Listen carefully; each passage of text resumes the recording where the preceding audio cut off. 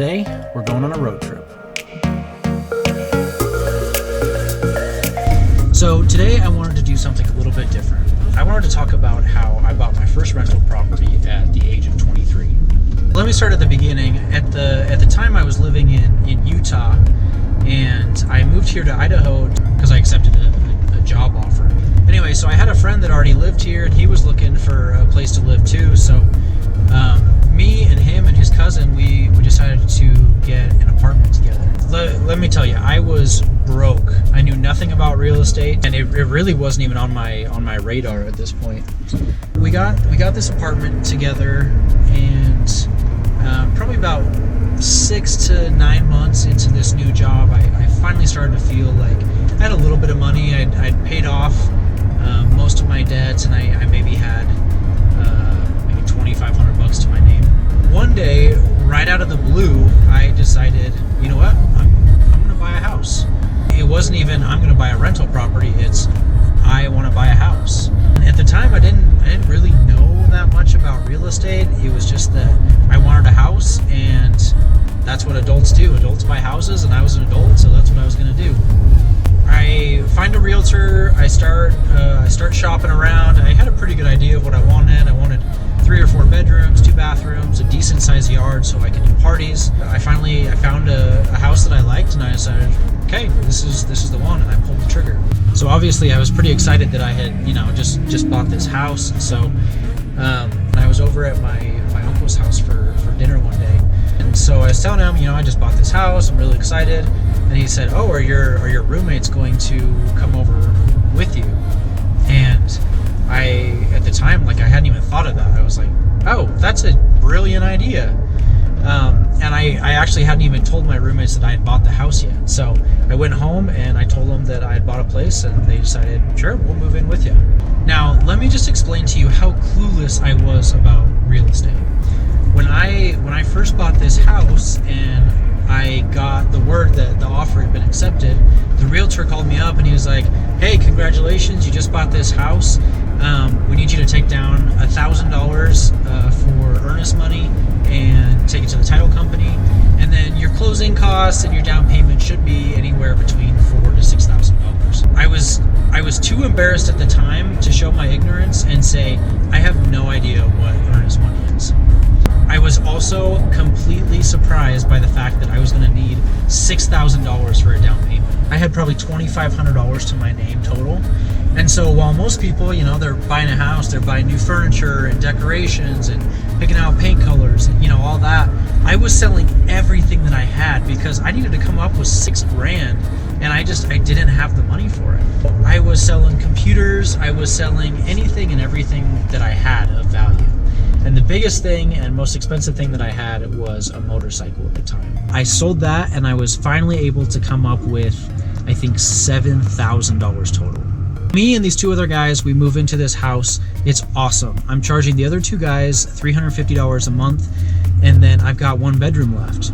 I posted an ad on Craigslist, and I think 3 weeks later, I had a 3rd roommate that moved in, and all of my bedrooms were filled. So each of these 3 tenants, my friends at the time, they were each paying me $350 a month. Now, my mortgage was only $820 at the time. Their rent that I was collecting covered all of my mortgage, all of my utilities, and there were $10 or $15 left over at the end of the month that I could put towards buying lunch or whatever I wanted. Now, for the next 2 years, I rented out these bedrooms. I had very little vacancy, very little turnover.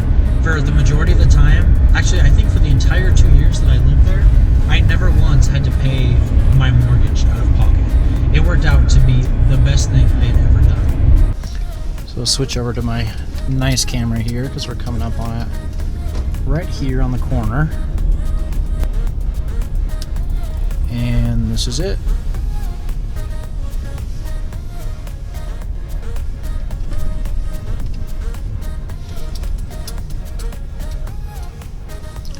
So this little yellow house made me $40,000. And at the time, that was not at all expected. I wasn't planning on using it as a rental property, but You know, one thing just kind of led to another, and that's what happened, and it's worked out great. So I had originally planned on finishing the rest of this video just standing outside in front of the house, or recording the rest of it sitting in my truck. But I felt a little bit creepy just standing outside in front of somebody's house, so we'll finish it here in the office. When a fine PYT walks in front of your tree, do the creep, and do the creep. So let me just re-emphasize that I really had no idea what I was doing. In fact, there was actually a term for what I was doing called house hacking, and at the time I didn't know that was a thing either. House hacking just means that you buy something and then rent out either the other bedrooms or the other unit while you live there at the same time. So my place, for example, I bought the house and rented out the bedrooms, but you could also buy either a duplex or a threeplex or a fourplex, live in one unit and rent out the other units. The rent that you collect from the other bedrooms or the other units should hopefully cover your mortgage, or if it doesn't cover all of it, it covers a large chunk of it. The reason this works so well is it's super easy to do. Because you're living in this property, it becomes your primary residence. So you qualify for first-time homeowner programs. You also qualify for FHA loans, which only require 3.5% down. So with my example, I bought this house for $147,000, which means that with 3.5% down, I only had to bring $5,500 or so to the table. With all the low down payment options that you can get for your first property, this is a great time to use that to also get into real estate investing. Over the course of the 2 years that I lived in this property, a lot of things in my life changed. The biggest being that I got married. My wife and I talked it over, and ultimately her house was nicer, so we decided to sell mine and to live in hers. When we sold this property, we made $40,000. That's 40 grand that I made off of other people's money because they helped me pay the entire mortgage, and they paid down my principal balance so much that we netted a ton when we sold the place. Had I never bought a house and just kept renting an apartment with my roommates, there's no way I would have made 40 grand. Now look, I got so lucky. I was so stupid back then, I knew nothing about real estate, and I practically fell into this deal. But now, having said that, there's nothing special about my model. I didn't do anything tricky. This is absolutely something that somebody else can repeat. Everything actually worked out really well for us, but over this process, I learned a lot more about real estate, and there's two things that I would actually do differently if I could go back in time. The first being that I didn't really worry about location when I bought this house. In fact, I actually wanted to be farther away. I wanted to be out in the country where it's a little bit quieter and a little bit more secluded, and that actually kind of bit me in the end. Because I was out in the country, I was at least a 10 to 15 minute drive from any good schools or shopping malls or entertainment, restaurants, anything like that.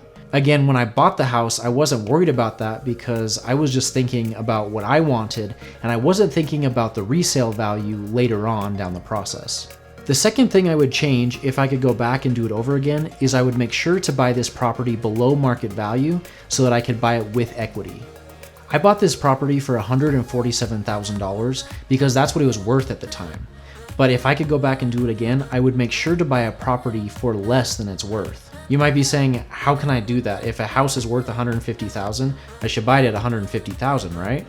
No, you should buy it for $140,000 or $130,000.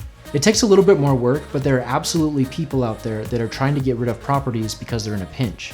You might find a property that somebody inherited because their parents or grandparents passed away that they don't want to deal with, and so they're just trying to dump it for cheap. You might be able to find somebody whose finances are really tight and they're about to get foreclosed on by the bank. All of these things allow you to buy the house for less than market value. So going along with my example, if I have a house that's worth $150,000, but I only paid $130,000 for it, I instantly made $20,000 plus whatever I sell it for higher in the future.